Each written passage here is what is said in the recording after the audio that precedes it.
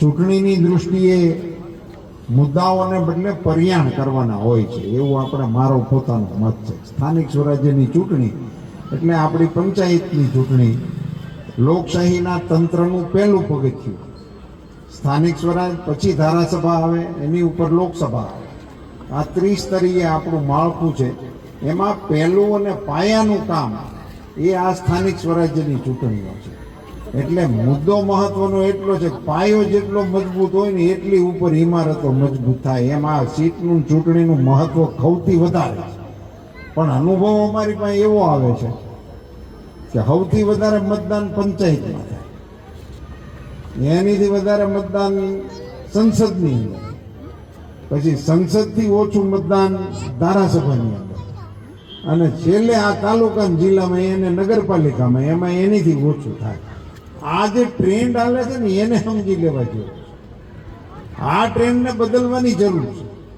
વાસ્તવમાં પંચાયતની ચૂંટણીમાં, સ્થાનિક સ્વરાજ્યની ચૂંટણીમાં સૌથી વધારે મતદાન થવું જોઈએ, અને પછી ક્રમશઃ બધામાં થાય તો સારી વાત છે.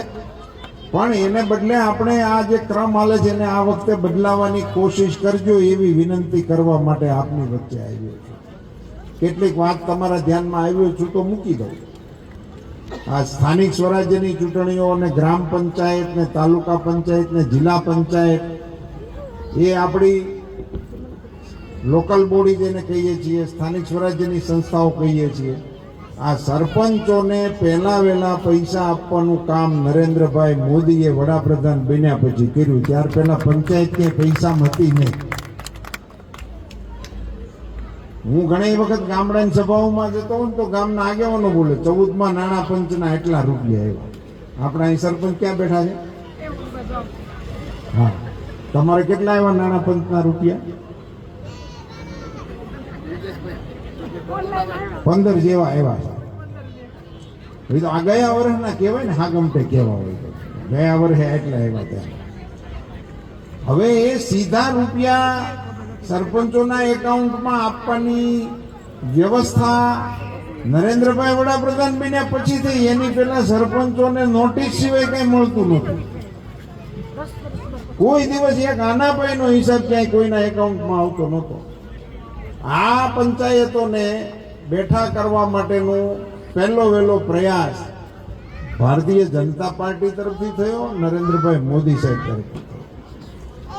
આ પંચાયતોની ઉપર આપણી એ તાલુકા પંચાયતો અને જિલ્લા પંચાયતોની રચના થાય છે. એ સ્થાનિક સ્વરાજ્યની ચૂંટણીઓના આધાર ઉપર રાજ્ય સરકાર અને ભારત સરકારના કાર્યક્રમો એ આપણા ગામડા સુધી આવે છે, આપણા વોર્ડ સુધી આવે છે.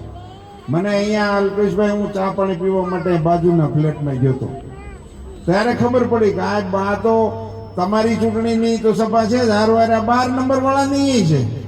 આમાં 12 નંબરના મતદારો ઘણા બેઠા છે, અને વોર્ડ લાગુ પડે છે. આ દિવાલેથી આ બધુંના ફ્લેટમાં બધા વોર્ડ નંબર 12 ના મતદારો, આ બોર્ડર જ છે. એટલે એવી રીતે આ બધું આપણું જે સાથે સ્થાનિક સ્વરાજ્યની ચૂંટણીનું માળખું છે મિત્રો, એમાં મતદાન આપ બધા ખૂબ ગંભીરતાપૂર્વક કરો એવો આગ્રહ કરવા માટે હું આપની વચ્ચે આવ્યો છું.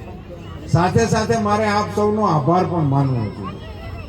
મને સ્થાનિક આગેવાનોએ કહ્યું કે તમારી ચૂંટણીમાં આ વિસ્તારમાંથી પહેલી વખત વધુમાં વધુ લીડ મળી હતી, એટલે આપનો બધાનો હૃદયપૂર્વકનો આભાર.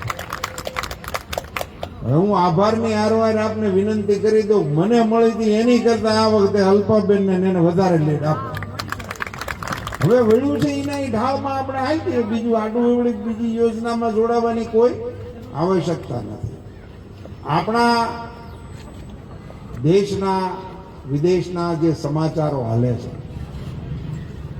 ક્યારે હોર્મુઝની ખાડી ચાલુ થાય ખબર નથી પડતી, ક્યારે બંધ થાય એ ખબર નથી પડતી. એવા બેટ્સમેનો અત્યારે ઊભા છે પીચ ઉપર, એને અડધી પીચે જ રમવું છે. ગમે એવો દડો આવે ને ગમે એમ મારવું છે, અને દડો ગમે એવો આવે ને ગમે એવું મારે ત્યાં સુધી તો સમજી શકાય, તો બોલરના હાથમાં દડો લઈને મારે એવા બેટ્સમેનો છે અત્યારે. દુનિયામાં એટલી બધી અસ્થિરતા આવી છે મિત્રો, કે આવતીકાલે શું થશે ને એનું દુનિયામાં કોઈ પ્રિડિક્શન કરી નથી શકતું. આવું માહોલ આખી દુનિયાનું છે. રશિયા અને યુક્રેન બાજે છે. ઘણી તારીખ કોઈને પૂછો, કોઈ કહી દે કેદીથી બાજવાનું શરૂ કર્યું, બંધ જ નથી થતા. તમારા ધ્યાન ઉપર મારે ખાલી વાત મૂકવી છે મિત્રો. જયારે એને બાંધવાનું શરૂ કર્યું ત્યારે આપણા 20,000 દીકરા દીકરી ત્યાં હતા, યુક્રેનની અંદર ભણતા હતા, મેડિકલનું એવું, સારા હોશિયાર દીકરાઓ. એના વાલીઓએ બધા રજૂઆત કરી કે અમારા છોકરા ત્યાં છે ને આ બધું સારેકોટ શરૂ થઈ ગયું છે. ત્યાં પછી કોઈ દયા માયા નામની લડાઈ નથી. દવાખાના ઉપર એ બોમ્બ નાખે છે, નિશાળ ઉપર નાખે, ગમે એને મારે.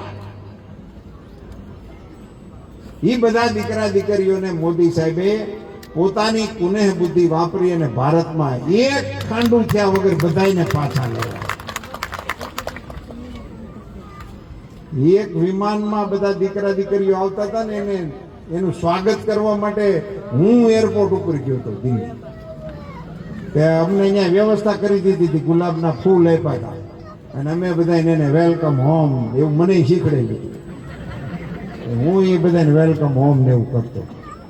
પછી એક દીકરાને મેં પૂછ્યું, કીધું બેટા તમે આ બહાટીમાંથી બારા કેમ નીકળ્યા? એ તો મને કે